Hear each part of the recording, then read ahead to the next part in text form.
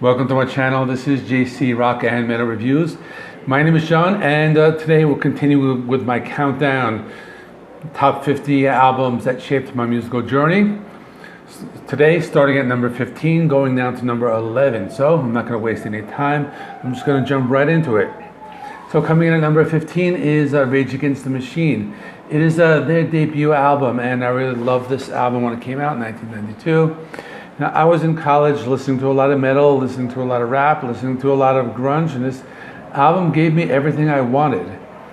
So we have Zach De La Rocha on vocals, and he was just very political lyrics, very powerful vocalist, you know, doing the hip hop thing, doing his vocals. So he really great on that. Tom Morello, what a unique guitarist. Because he was like creating these sounds, and he would create these sounds that sounds like turntables, sounds like sirens. You know, he's not like a super technical guitarist, but he would like just create all these very unique sounds coming out of his guitar.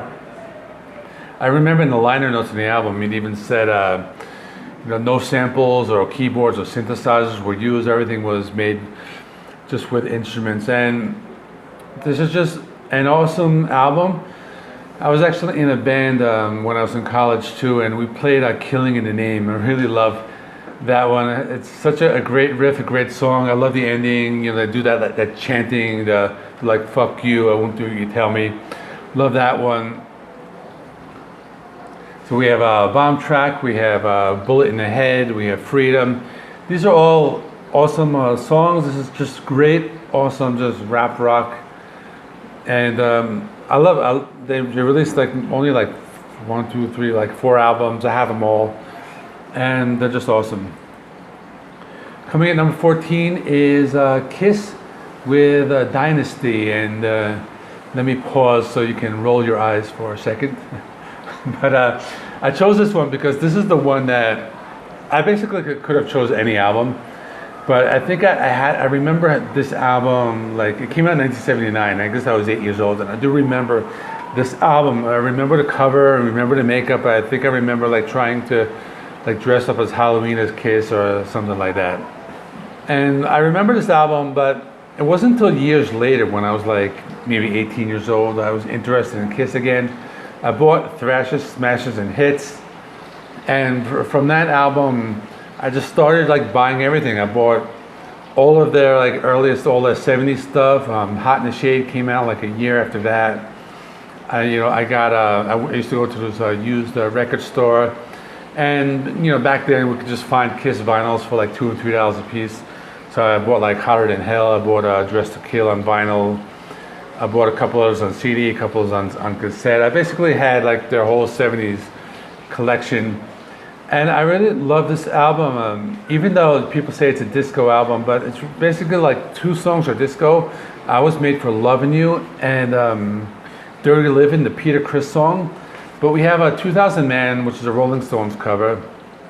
Sure Know Something, that's a really great Paul Stanley. Charisma, that's a really great Gene song.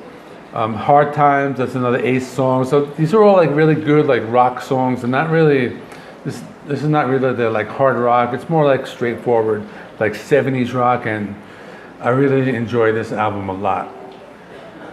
So coming in at number 13 is Painkiller by Judas Priest, and you can see that behind me. I have the vinyl. This is actually like the first vinyl I bought when I recently got back into vinyl.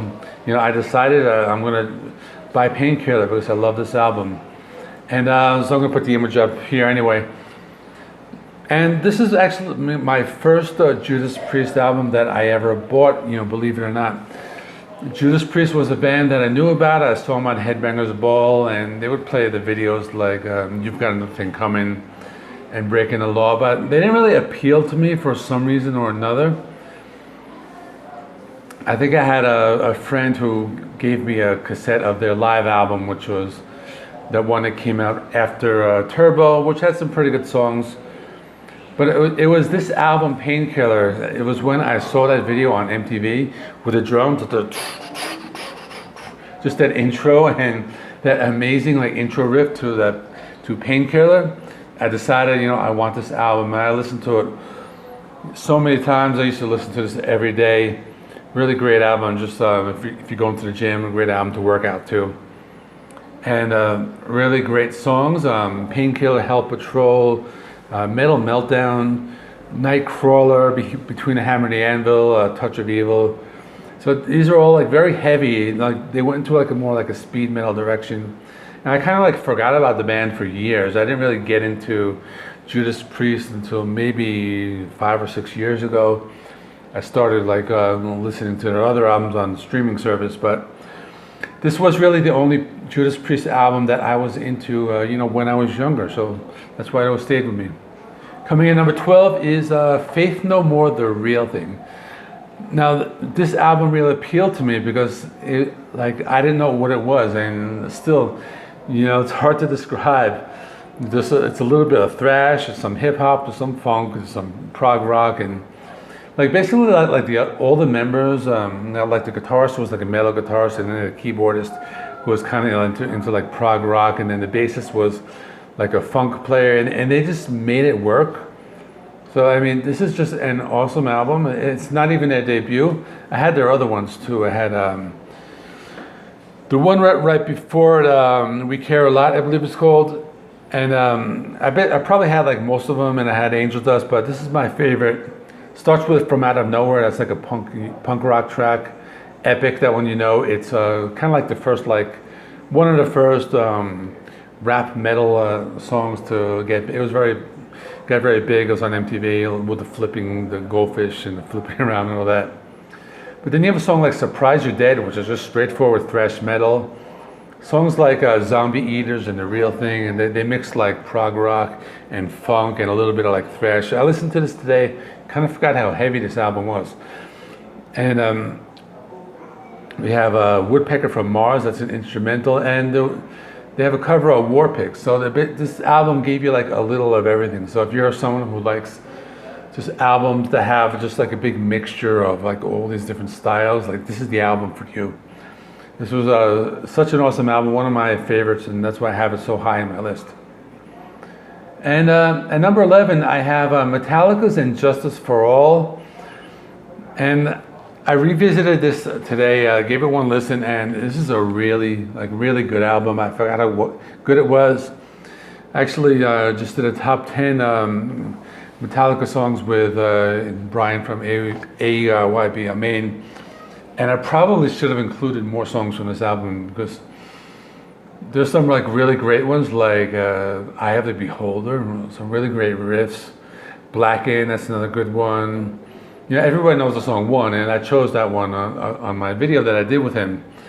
And I like the song One, it's awesome, but there are a lot of other great ones. Harvest of Sorrow, I mean, Dyer's Eve. And like this is, you know, we all know the whole thing with like there's no bass. But it's still an awesome album. It's a little more like progressive. So it's kind of like Master of Puppets, but they kind of like took it up a notch, and they kind of like did a lot of like different things, like different like time changes, and like they experimented a little bit more, and it got like a little more proggy.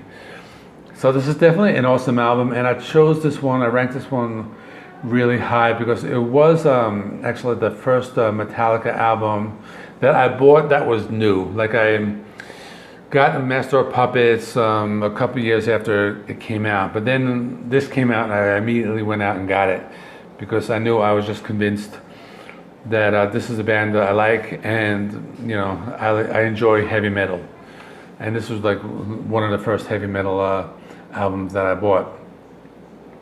So that is it. So we are we're gonna have 2 more videos. That's gonna be my to finish this off. So I'm gonna do 10 to 6 and then 5 to 1. So a lot of these you're probably gonna know what they are because I've talked about them many times. But that is it. Comment below, like and comment and subscribe and do all that. So I will be back tomorrow, which is actually my birthday, even though I've been talking about it for like 2 weeks or so. But tomorrow is my real birthday, and I will be back with another video with my, my 10 to 6. So, see you tomorrow.